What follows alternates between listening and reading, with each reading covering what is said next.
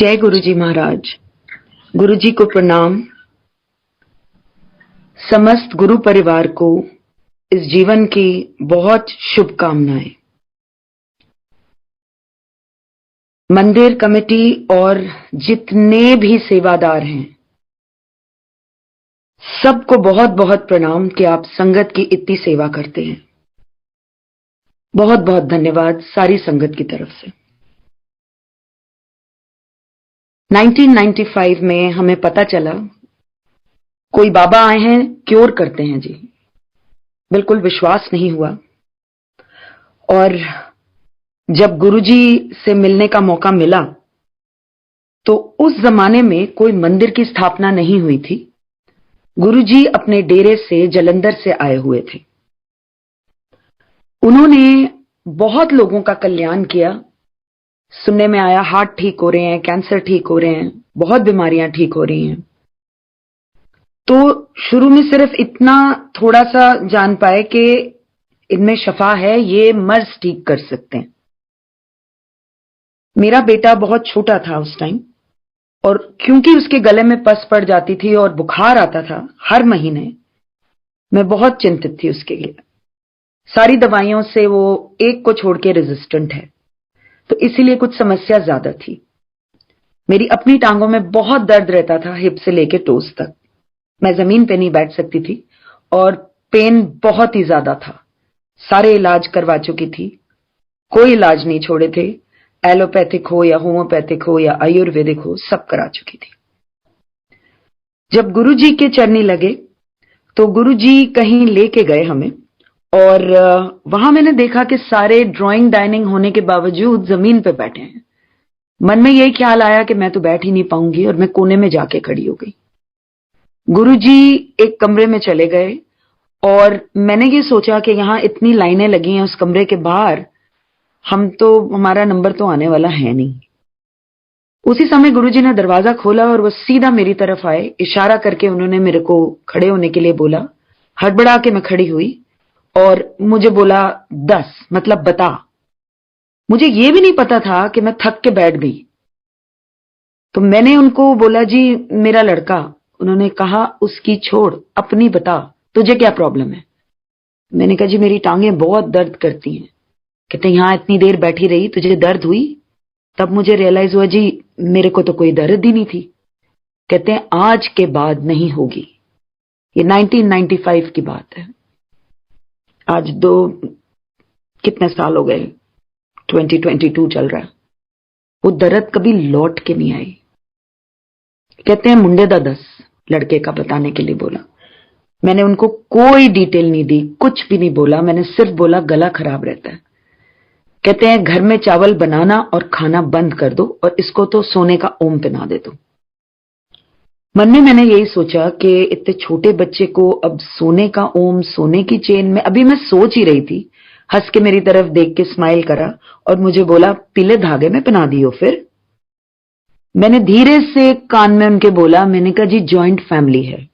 तो मैं मेरा मन में ये थी कि मैं खुद तो चावल नहीं खाऊंगी, लेकिन मैं बाकियों को क्या बोलूंगी। उस टाइम गुरुजी की इतनी मनता नहीं थी। तो उन्होंने मेरी तरफ देखा और मुझे कहा, तू, तेरा घर वाला, तेरे दोनों बच्चे सारी उम्र ना चावल खाएंगे ना बरतेंगे। और बाद में एक दिन उन्होंने बोला कि अगर कभी लंगर में आ जाए तो मेरा प्रसाद समझ के उसको खा लेना। और फिर उन्होंने बताया कि जो प्रसाद होता है उसको सिर्फ एक प्रसाद की नजर से देखना चाहिए, पदार्थ की नजर से कभी नहीं कि ये दाल है या सब्जी है। नहीं, वो सब जो सामने आए प्रसाद, वो सिर्फ प्रसाद मानना और उसको ग्रहण करना और बिल्कुल भी छोड़ना नहीं। उन्होंने ये भी बताया कि उसमें तुम्हारी ब्लेसिंग्स हैं, उसमें तुम्हारी ब्लेसिंग्स छुपी हुई हैं। चाय प्रसाद भी गुरुजी देते थे, कोई स्नैक्स उसके साथ सर्व नहीं करते थे। कभी उनकी मौज होती थी तो हाँ, कभी कोई आ गया, उनकी मौज हुई, कोई लड्डू समोसा उन्होंने मंगवा लिया। लेकिन जब आपकी सभा होती थी गुरुजी की, तो तब सिर्फ चाय प्रसाद मिलता था, जैसे कि हमारे बड़े मंदिर में मिलता है आज भी। तो गुरुजी ने बहुत कल्याण उस टाइम करे और यही हमने देखा कि लोग जो भी आ रहे हैं उन्होंने कभी भी पहला और बाद में आए हुए में कोई फर्क नहीं किया। उनके लिए सारे बराबर थे। हुक्म हमें यही होता था कि जो जहां बैठा है बैठा रहे, जब तक मैं ना बुलाऊं कोई आगे नहीं आएगा। मैं जिससे जो चीज पूछूंगा सिर्फ वही आगे आके मुझे कुछ बताएंगे। और उस जमाने में हमें मुंह से बयान करना पड़ता था गुरुजी के हुक्म से कि क्या अरदास लेके आए हो। गुरुजी खुद ही पूछते थे। बहुत साल बीते और उसके बाद गुरुजी ने एक दिन बताया कि मैं हर चीज टेलीपैथी से ठीक कर देता हूं, तो जो जहां बैठा है वो वहां बैठा रहे और मैं हर चीज समझ लेता हूं और मुझे सब कुछ पता है कि तुम्हारे मन में क्या चल रहा होता है और तुम्हारी जिंदगियों में भी। टांगे मेरी बिल्कुल ठीक हो गई, बेटा मेरा बिल्कुल ठीक हो गया। मैं चाहती थी कि मैं उनको थैंक यू बोलने जाऊं और जलंधर उनका डेरा था, हम वहां पहुंचे। गुरुजी ने देखते ही बोला कि तेरे को तो मैं, तेरा कल्याण तो मैं कर आया दिल्ली में। तो उस दिन उन्होंने वापस जाने से रोका और बोला कि तू अपनी बहन के घर लुधियाना चली जा, रात वहां बिता के फिर आना कल सुबह। वहां कोई सभा नहीं लगती थी, जिसको गुरुजी अंदर आने देते थे सिर्फ उनको अलाउड था। एक ही सेवक थे। मैंने उनसे पूछा, आप कितने बजे द्वार खोलते हैं? उन्होंने बोला, द्वार तो हम 10 बजे खोल देते हैं, लेकिन गुरुजी पाठ से उठ के 11 बजे अपनी सीट पर आते हैं। हम 11 बजे पहुंच गए। वहां ना कोई टेप लगे थे, ना कोई इंसान अंदर था सिवाय वो सेवक के। गुरुजी अपनी सिंहासन पे पूरे अपने रोब्स पहन के और बैठे हुए थे। जैसे ही हम लोग अंदर आए, गुरुजी देख के मुझे कहते हैं, aunty you are late. English में बोला उन्होंने कि तुम लेट हो, देर से आई हो। फिर उन्होंने फिर इंग्लिश में बोला, what were you doing all this time? इतनी देर से तुम क्या कर रही थी? फिर मैं जवाब देने ही लगी थी, हाथ आगे करके उन्होंने रोका और फिर उन्होंने पंजाबी में बोलना शुरू करा, ठहर जा मैं बताता हूं। 2 आलू के पराठे खाए, 1 कटोरी दही के साथ, आधा ग्लास पानी पिया, टेबल पे रखा, टॉयलेट गई। फिर तू अपनी बहन के पिछले वाले कमरे में गई जहां पे तेरा काला सूटकेस पड़ा था। तेरी बेटी की ड्रेस तुझे पसंद नहीं आई तो उन्हें उसकी ड्रेस चेंज करके उसको ऑरेंज ड्रेस पहनाई। फिर तू सारों को जाके कलेक्ट कर रही थी कमरों में, टेबल के ऊपर आई, वहां पे जो आधा ग्लास छोड़ा था वो तूने खत्म करा और फिर तू टॉयलेट गई। और उसके बाद पूरा 1 घंटा तू लेट आ रही है मेरे पास, गुरुओं को वेट नहीं कराई दा। मैं सोच में पड़ गई कि ये कौन है, ये क्या है, ये एक एक चीज जानते हैं। और उसके बाद कई बार गुरुजी ने, जब हम वहां होते थे जलंधर में, तो गुरुजी कभी कभी आके जमीन पे ही हमारे साथ बैठ जाते थे। कभी कभी हमारे सामने से जब निकल जाते थे, कुछ कुछ ऐसी बातें बता देते थे जो सिर्फ हमें ही पता होती थी। कुछ ऐसी बातें जो बचपन की, कुछ ऐसी बातें जो मन में ख्वाहिश की, कभी कोई ऐसी बातें जो घटनाएं घटी। काफी इस तरीके से उन्होंने बातें बताना शुरू करा जो कभी हमने पूछी नहीं, लेकिन उस तरीके से गुरु ने बताया कि वो सब कुछ जानते हैं, हमारी जिंदगी में क्या चल रहा है, हम क्या सोच रहे हैं, उनको उनसे कोई बात छुपी नहीं थी, कुछ भी नहीं छुपा था। बच्चों को उन्होंने साथ लाने के लिए बोला। जब भी हम जलंधर गए, बच्चों को भी उन्होंने बहुत ब्लेसिंग्स दी और गुरुजी हर फैमिली मेंबर के बारे में बहुत बहुत उन्होंने ब्लेसिंग्स दी। और मेरे माँ बाप जो वहां तक नहीं पहुंच सकते थे जलंधर तक, तो मैंने एक दिन गुरुजी को बोला, मैंने कहा गुरुजी मेरी माँ, उसको बहुत हाई डायबिटीज है और उसका ब्लड प्रेशर भी बहुत हाई रहता है और वो आती नहीं, यहां पहुंचती नहीं आपके पास। तो उन्होंने आगे से जवाब दिया, मैं कब कहता हूं कि आए, उसको बोल घर बैठे ही उसको ब्लेसिंग्स। अगर फैमिली का एक भी मेंबर मेरे पास आ जाता है तो पूरी फैमिली का कल्याण हो जाता है। फिर गुरुजी ने एक बात बताई, अगर जिंदगी का घोड़ा मुझे दो तो मैं बिल्कुल सीधा हाँकूंगा। और उसके लिए उन्होंने अंग्रेजी का एक शब्द इस्तेमाल किया, सरेंडर। उन्होंने बोला मुझे आत्मसमर्पण कर दो। आत्मसमर्पण अपनी सोच और अपनी आत्मा का। उस तरीके से गुरुजी उन्होंने जो भी ब्लेसिंग देनी होती थी वो बहुत बहुत बहुत सरल तरीके से दे सकते थे। उन्होंने ये बताया, मेरे ब्लेसिंग्स देने के तरीके बहुत हैं। कुछ लोग आए जिनको वहां जलंधर के मंदिर में एंट्री मिली। वो बैठे और गुरुजी ने उनको बोला, जितने कल्याण मैंने तुम्हारे करे हैं इनको सुनाओ। एक ने बोला, दूसरे जने ने बोला, तीसरे जने ने बोला। उसके बाद मेरे हस्बैंड बोल उठे। हम लोग नए थे, हमें नहीं पता थी गुरुजी की महिमा। गुरुजी के लिए उन्होंने श्रद्धा शुरू से ही रखी। मेरे हस्बैंड ने उस दिन उन्होंने ये पूछा कि गुरुजी जो आता है आप उसको बोल रहे हो कि जितने कल्याण मैंने तुम्हारे करे हैं तुम इनको बताओ, आपको नहीं लगता कि आप अपनी वडियाई करा रहे हो? तो गुरुजी ने बहुत स्माइल करके उनका जवाब दिया। उन्होंने बोला, वो महापुरुष ही क्या जो जो बता के कल्याण करे। मेरे कल्याण करने के तरीके बहुत हैं, मेरे ब्लेसिंग्स देने के तरीके बहुत हैं। कितने कल्याण तो मैं ऐसे कर जाता हूं जो लोगों को पता तक नहीं चलता। और बहुत सारे कल्याण करने के तरीकों में से एक ये है, जो बोलता है उसका भी भला, जो सुनता है उसका भी भला। दोनों तरफ मेरी ब्लेसिंग्स चल रही होती हैं। वो पता करना तुम्हारा काम नहीं है, तुम अपनी ब्लेसिंग्स लो। महाराज ने ये उस दिन बताया तो पता चला। और जब भी वो हमारी आप बीती जब सुनवाते थे, वो शब्द इस्तेमाल करते थे, संगत करना, संगत करो, जो आज की टर्म में हम लोग इस्तेमाल करते हैं सत्संग करना। तो गुरुजी हमेशा उसे संगत करना बोलते थे। और जहां पे भी गुरु जाते थे, किसी दूसरे को पता नहीं होता था कि कौन गुरुजी के साथ कहां गया किस दिन। ये गुरुजी की अपनी ही महिमा थी। वो कब कैसे किसका कल्याण करते थे, अगर उन्होंने कभी बयान किया तो पता चला, नहीं तो बिल्कुल भी किसी को भी बयान नहीं अगर किया तो कभी भी पता नहीं चलता था कि गुरुजी क्या कर रहे हैं। और उन्होंने शुरू से ही बोल दिया था कि इस बारे में हमें ना उनसे ज्यादा कुछ पूछना है और हुक्म नहीं है कि हम उसके बारे में ज्यादा सोचें, क्योंकि उन्होंने ये बात बताई थी कि तुम अपनी ब्लेसिंग्स लो। कुछ साल बीते और मुझे एक दिन हुक्म मिला कि अगर मैं तुझे बताऊंगा कि तुझे क्या है, तेरे पैरों तले जमीन खिसक जाएगी। मैंने महाराज को हाथ जोड़ दिए और मैंने बोला, जी मुझे बताने की भी आपको जरूरत नहीं है, मुझे कुछ भी पता नहीं करना।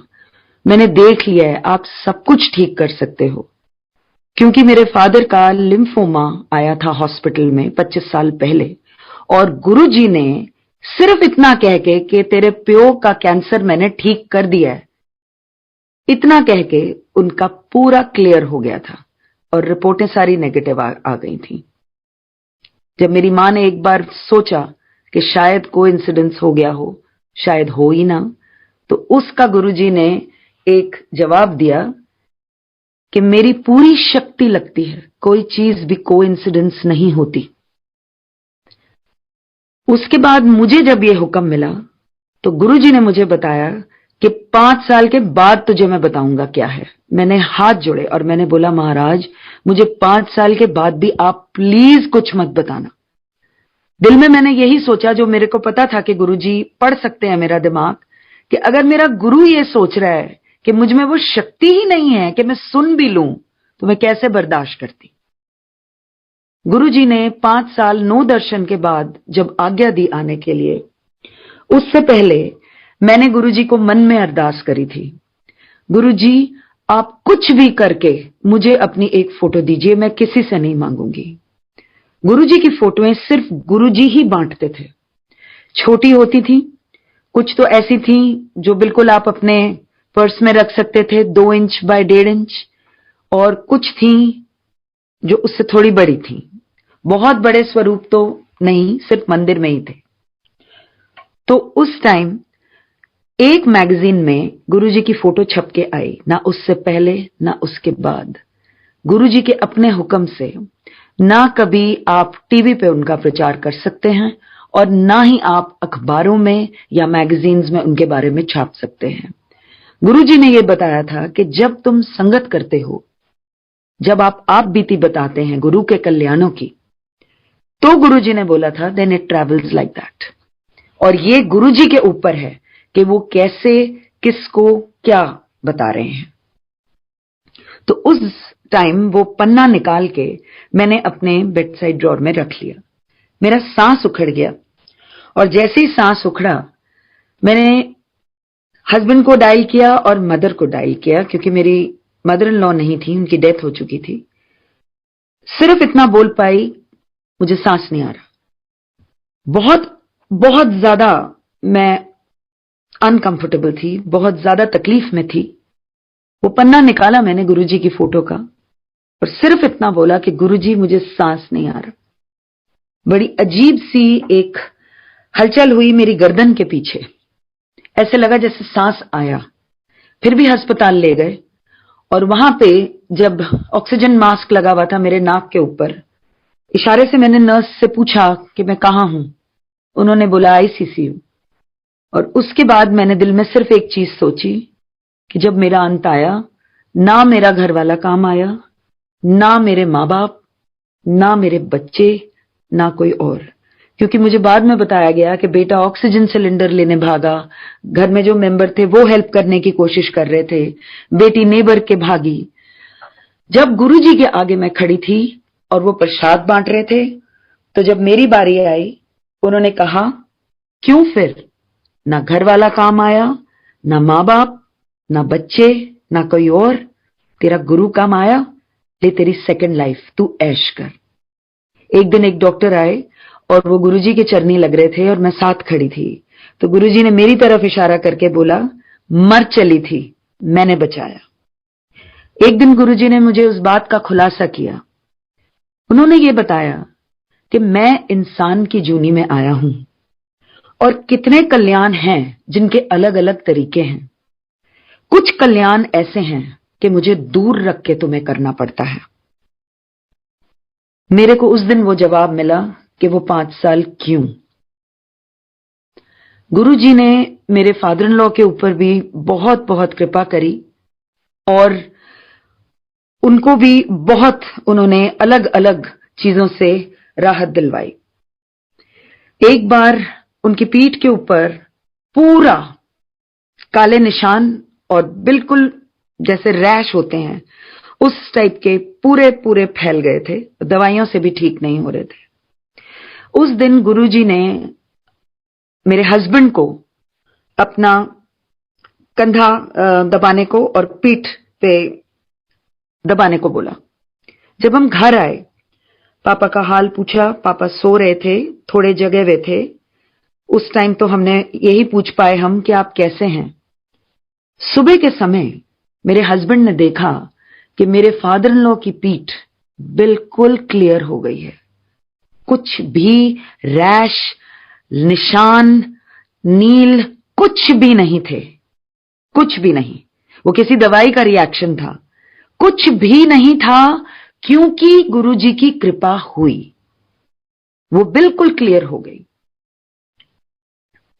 बेटे को बख्शीश मिली गुरुजी से जब उसने 12वीं के बाद मत्था टेका कि तू वकील बनेगा। तो उसके बाद मेरे बेटे ने वो पढ़ाई करनी शुरू करी। उसको बहुत मुश्किल लगी शुरू में और उसने मुझे ये बोला कि आप गुरुजी को कह नहीं सकते कि ये चीज वो मेरे को कोई और हुक्म दे दें। तो मैंने उसको सिर्फ इतना बोला कि गुरु जो करते हैं वो आपका आगा देख के करते हैं, आपकी भलाई के लिए करते हैं। जो कुछ भी बताते हैं आपको वो आपकी एक आपके लिए प्रसाद है। आप उसको कॉन्ट्रडिक्ट मत करिए, उसको मोड़िए मत। उसी दिन गुरुजी का फोन आया और गुरुजी ने कहा बच्चों को लेके आओ। तो हम दोनों हस्बैंड वाइफ अपने बच्चों को लेके गए। गुरुजी, मैं और मेरा बेटा आगे आगे चल रहे थे, बेटी और हस्बैंड गाड़ी पार्क कर रहे थे। लिफ्ट में हम जैसे ही घुसे तो गुरुजी ने मेरे बेटे को बोला वकील तो मैं तुझे बना के ही छोड़ूंगा, लेटर या सूनर। उन्होंने सूनर और लेटर नहीं बोला, लेटर या सूनर। आज बेटा वकील है और उसको यही लगता है कि गुरु ने जो भी उसे बख्शीश दी वो सबसे बेस्ट, उसके लिए सबसे बेस्ट। आज उसको ये रियलाइज होता है कि वो समय गुरुजी ने उसको बिल्कुल सीध में, जिस तरीके से गुरुजी ने उसको समझाया और सीधा उसी लाइन में डाला जहां गुरुजी ने उसको ब्लेस किया, वो आज ये फील करता है कि वो सबसे अच्छी चीज है उसके लिए। गुरुजी के कल्याण करने के तरीके बहुत अलग अलग अलग हैं और बहुत कल्याण है इस तरीके से कि कभी कभी तो बहुत हैरानी होती थी कि वो कैसे मन की हर बात पढ़ लेते हैं। एक दिन मैंने देखा कि कुछ लोग आगे जा जाके गुरुजी से बात कर रहे हैं, तो मेरे भी मन में आया कि मेरे मन की जो बात है मैं आगे जाके अपने गुरु को बोलूं। मैं खड़ी हुई, एकदम से मेरे को इशारा करके रोका और आगे से बोला, इधर कहने की भी जरूरत नहीं पड़ती, मतलब मुझे सब कुछ पता है, कुछ कहने की भी जरूरत नहीं पड़ती। और जो भी मेरे मन में वो बात थी वो बिल्कुल सरल हो गई और बिल्कुल वो कोई भी मेरी परेशानी नहीं रही। उन्होंने एक चीज बताई थी, मेरे साथ डायरेक्ट कनेक्शन रखो। ये बात उन्होंने बार बार बोली और ये सबके ऊपर लागू है। जब कोई सत्संग करता है, आप अपनी ब्लेसिंग्स लेते हैं, हम अपनी ब्लेसिंग्स लेते हैं, उसके बाद आपका और गुरुजी का अपना डायरेक्ट कनेक्शन है।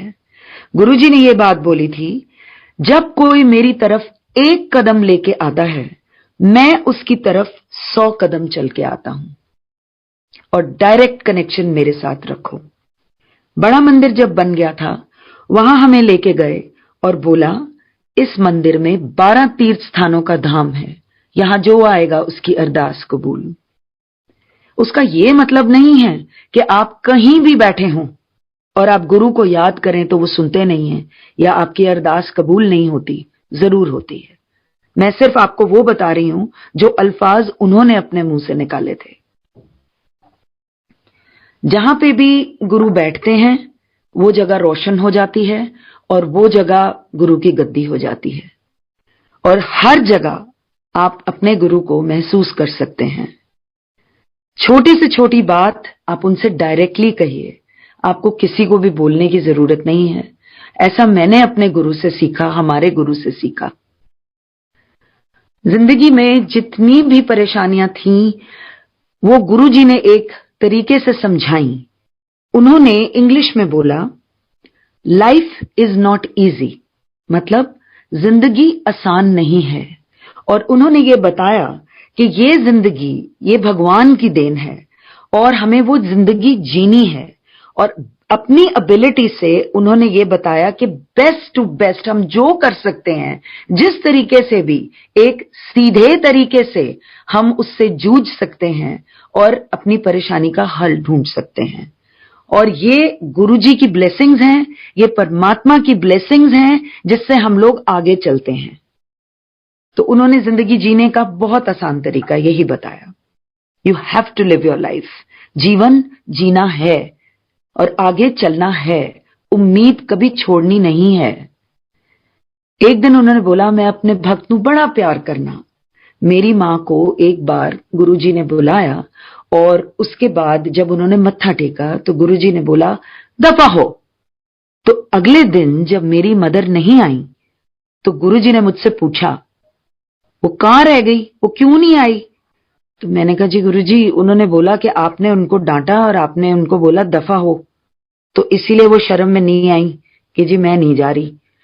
तो गुरुजी ने बहुत मतलब एकदम से स्माइल करा और गुरुजी ने बोला कि दफा मैं उसके बुरे वक्त को कर रहा था, उसको नहीं कर रहा था, उसका तो मैं कल्याण कर रहा था।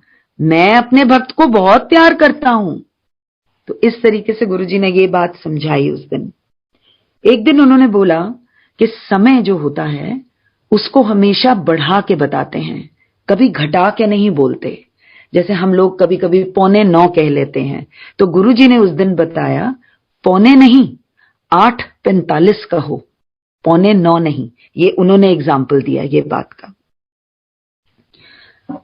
पेड़ों के लिए उन्होंने यही बोला कि जितने जो पेड़ हैं, he was not in favour के जड़ों से पेड़ों को काटा जाए।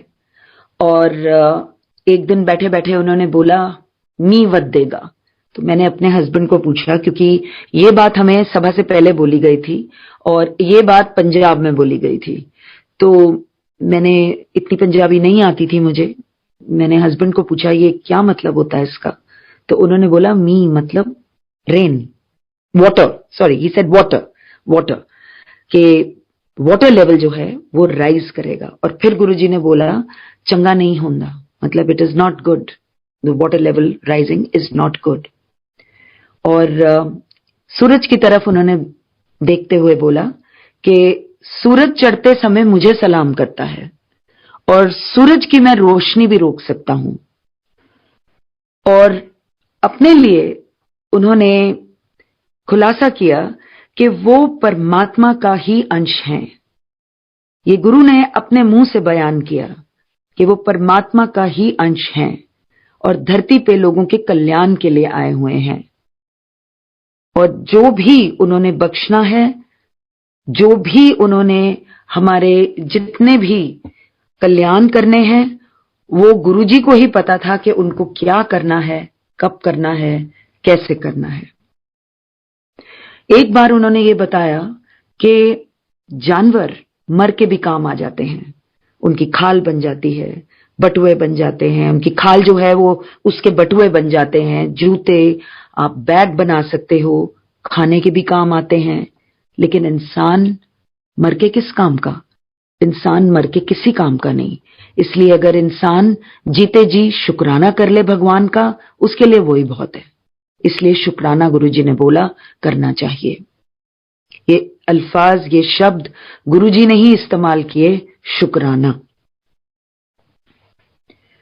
जब भी हम लोगों ने जाना और गुरुजी के चरनी लगना, गुरुजी ने शुरू में ही एक बात बोल दी थी कि जब मेरे पास आते हो, अपने जूते बाहर छोड़कर आते हो ना, तो अपनी जो इंटेलिजेंस है, अपना जो दिमाग है तर्क वितर्क का, उसे भी बाहर छोड़कर आया करो, क्योंकि यहां उसका कोई काम नहीं है।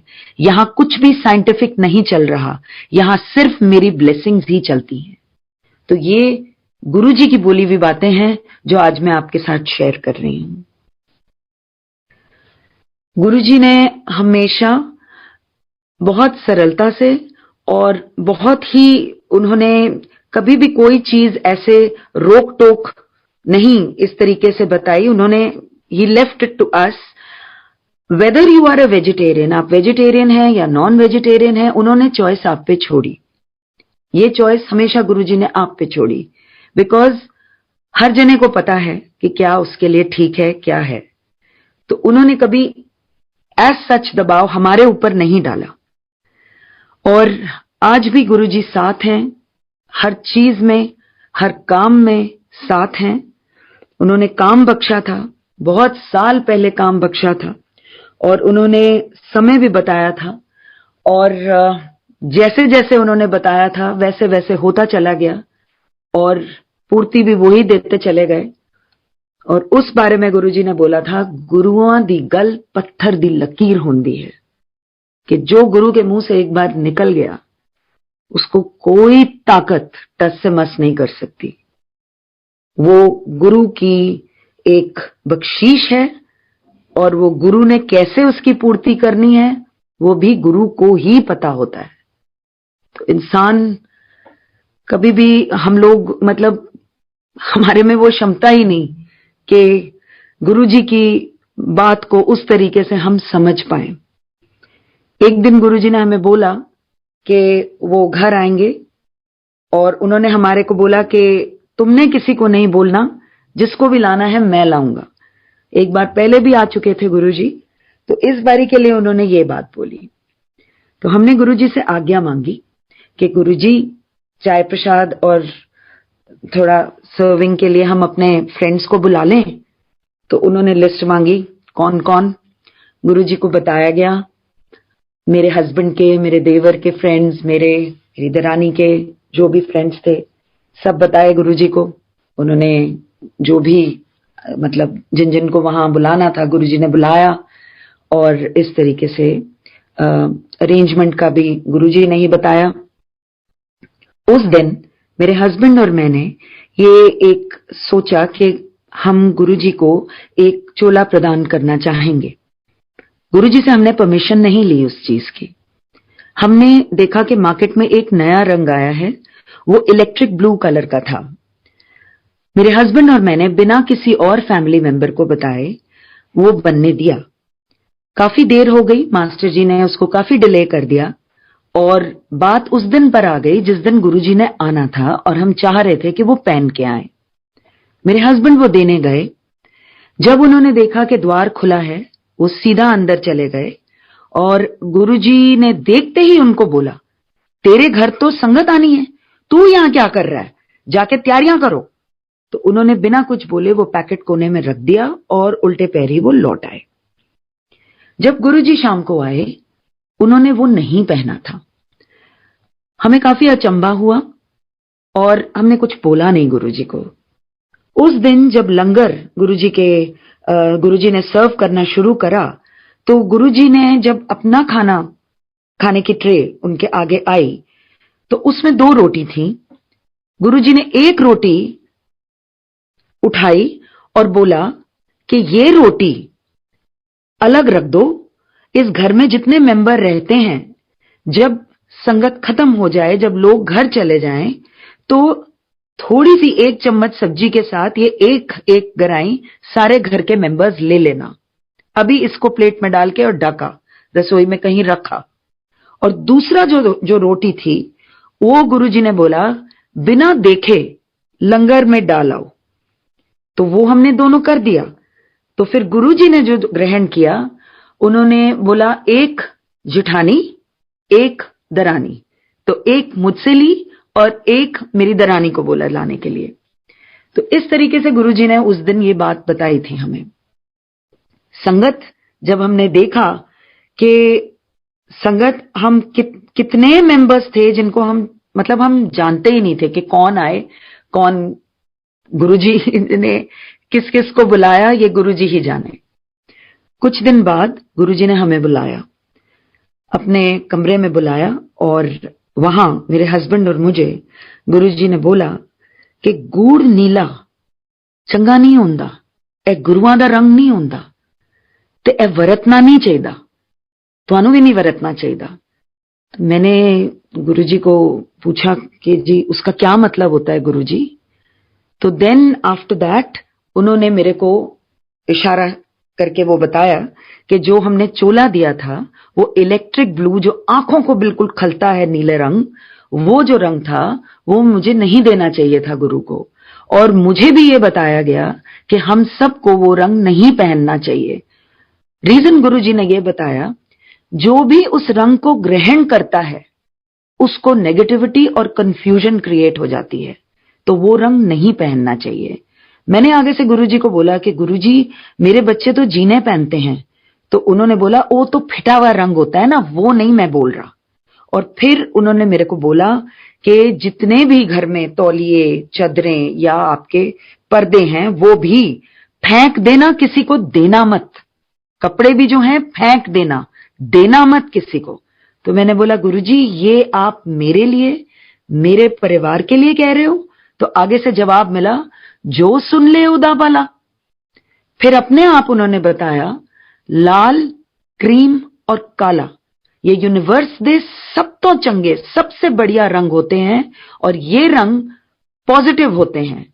ये बहुत ज्यादा पॉजिटिविटी क्रिएट करते हैं, पहनने वाले को भी और एनवायरनमेंट में भी। तो इन्हें सबसे ज्यादा बरतना चाहिए। और बाकी के जो रंग हैं वो सारे उन्होंने बोलते चले गए, वो रंगों के अलग अलग नाम, वो दूसरे नंबर पे। तो मैंने थोड़ा सा बीच में बोला, मैंने बोला गुरुजी काला भी? कहते हैं आहो काला भी। मैंने कहा गुरुजी लोग तो व्हाइट को बड़ा प्योर मानते हैं। कहते हैं हाँ, लेकिन मैंने क्रीम को सबसे पहला नंबर दिया हुआ है और व्हाइट को मैंने दूसरा नंबर दिया है, और पहले नंबर पे ये तीनों आते हैं, लाल, क्रीम और काला। तो उस दिन ये बात गुरुजी से सीखी। जितने हमारे पास थे हमने घर में से फेंके, किसी को दिए नहीं, लेकिन एक आध फ्रेंड आ गई कि इतनी भारी भारी साड़ियां आप फेंकने लगी हो, मुझे दे दो। शाम को हम सभा में गए। जब हम सभा में गए, गुरुजी ने कमरे में बुलाया और उस दिन पूछा, मेरे हस्बैंड भी बैठे थे, मैं भी बैठी थी, तो गुरुजी ने पूछा, कर आई हैं? मैंने कहा हाँ जी। साड़ियों का क्या किया? मैंने कहा जी वो सहेलियां आई थी, वो ले गई। ये क्या किया है? तो मैंने कहा जी वापस ले लूं? कहते नहीं, अब देगे वापस थोड़ी ना, अब तू छोड़, मैं देखता हूं मैंने क्या करना है। और बाद में जब अगले दिन मैंने पता करा कि वो कहां हैं, तो वो हॉस्पिटल में थी। तो गुरुजी ने जो बात हमें बताई थी कि ये जितना है उसको बाहर फेंक देना है, तो हमने काट काट के हर चीज को और बाहर फेंक दिया। जो उन्होंने बताया हमारे सिर मत्थे, जो उन्होंने बताया जरूर हमारी भलाई के लिए होगा, उसमें कभी डाउट ही नहीं करा। और जो जो उन्होंने आगे के लिए बताया वो हम चलते चले जा रहे हैं। जो जो उन्होंने रास्ते खोले वही रास्ते पे हमें चलना है, और जिंदगी का घोड़ा गुरुजी को दिया हुआ है, और गुरुजी जैसे भी चला रहे हैं हम वैसे ही चल रहे हैं। और हर समय गुरु हमारे साथ है, हम सबके। तो कभी भी ऐसा नहीं सोचना कि गुरु नहीं है, गुरु है। उन्होंने एक बात बोली थी, लोग भूल गए हैं कि भगवान है, मैं याद दिलाने आया हूं कि भगवान है। लोगों ने भगवान को खिलौना समझ लिया, अलग अलग नाम दे दिए, लेकिन भगवान एक है। फिर उन्होंने मुझे देख के बोला कि तुझे पता है, तू कहीं भी अरदास कर ले, किसी भी रिलीजन में, किसी भी डेटी के आगे कहीं भी कर ले, तेरी जितनी अरदासें हैं वो सारे एक ही भगवान को आ रही हैं, क्योंकि भगवान तो एक ही है। तो गुरुजी हमारे साथ हमेशा हैं और हमारे को हमेशा गाइड करते रहेंगे। आप सबको बहुत बहुत शुभकामनाएं सारे कोचर परिवार की तरफ से, और बहुत बहुत नमस्कार। जय गुरुजी महाराज।